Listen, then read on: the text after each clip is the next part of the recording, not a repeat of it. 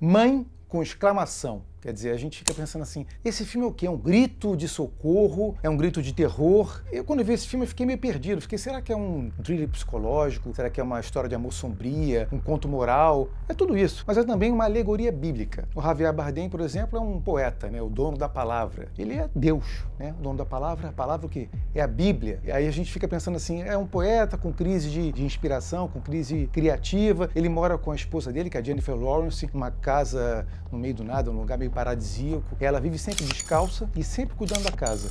Quem ela é?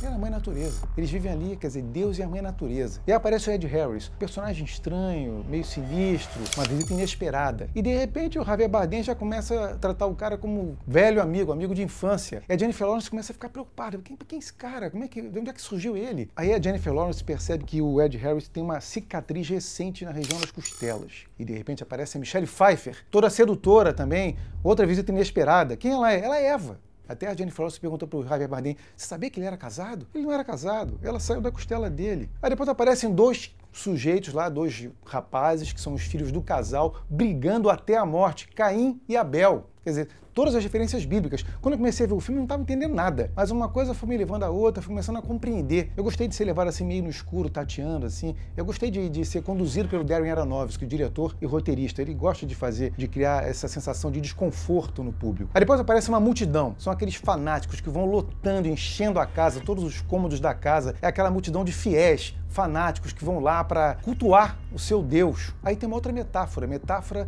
do culto à celebridade, né? Se Jesus Cristo aparecesse hoje, seria um Jesus Cristo superstar, refém dos likes. Aliás, muitas celebridades falam que os seus fãs meio que vampirizam elas, canibalizam elas. Então eu vi meio isso. E eles chegam com aquele furor mesmo de querer cultuar a palavra do Deus e vão destruindo todos os cômodos da casa. A mãe, a Jennifer Lawrence, fica, cuidado com essa pia aí. Os caras sentam em cima e derrubam as coisas sem a menor consideração. É mesmo uma metáfora sobre o que o ser humano está fazendo com a natureza, tratando a terra como se fosse, sei lá, um lixo mesmo, uma lata de lixo. E aí tem outra metáfora aí, superpopulação, que é uma grande tragédia da humanidade hoje em dia. Se você for ver um filme de zumbi hoje em dia, a metáfora é a superpopulação. Tem uma cena muito apavorante também, que a Jennifer Lawrence acabou de dar à luz a um filho, a esse bebê. Aí o Javier Bardem chega, dessa criança, ela não quer dar, ela sente que vem coisa ruim aí. E quando ele pega a criança começa a passar de mão em mão e começa a ser despedaçada na mão do público. É uma cerimônia ritualística, a divisão do corpo de Cristo. Quer dizer, você vendo isso num filme, sendo mostrado literalmente, é apavorante, é desconcertante. Ninguém te prepara para uma coisa dessa. A casa da Jennifer Lawrence tem uma caldeira, né, que parece que vai esquentando ao longo do filme.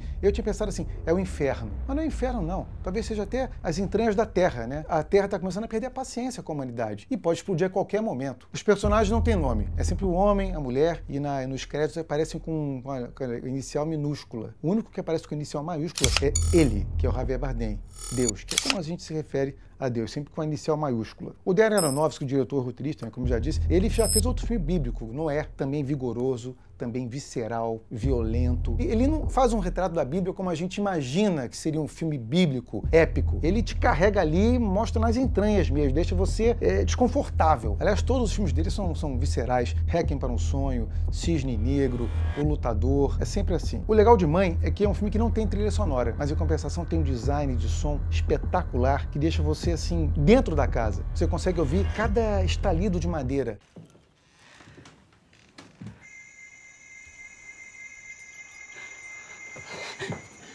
E a câmera fica sempre grudada na Jennifer Lawrence. Você fica ali pertinho dela, sentindo com ela, sentindo por ela. Eu acho que esse filme é uma mistura de várias referências do Darren Aronofsky. Ele tem vários ídolos. O Roman Polanski, o Ingmar Bergman, o Louis Buñuel. Você vê o do Buñuel, ele pegou a coisa da alegoria, da alegoria surrealista. Do Polanski, ele pegou aquela atmosfera claustrofóbica, sufocante, que você pode ver em Bebê de Rosemary. Do Bergman, ele confessou que se inspirou bem no A Hora do Lobo, que é um filme assumidamente de terror e que fala também de um pintor que se isola com a esposa numa ilha e ele tem os pesadelos dele e de repente começa a conhecer pessoas que trazem as angústias delas para eles. Então tem bem isso também do Bergman. Então Bergman, Polanski, Buñuel, Darren Aronofsky é uma mistura explosiva e que eu adorei ser impactado por ela no cinema. Eu fico perguntando assim, será que você de repente percebeu outras coisas que eu não percebi? Agora, não me venha perguntar sobre aquele pozinho dourado que ela dilui para beber de vez em quando, porque eu não entendi nada. Eu procurei procurei, pesquisei,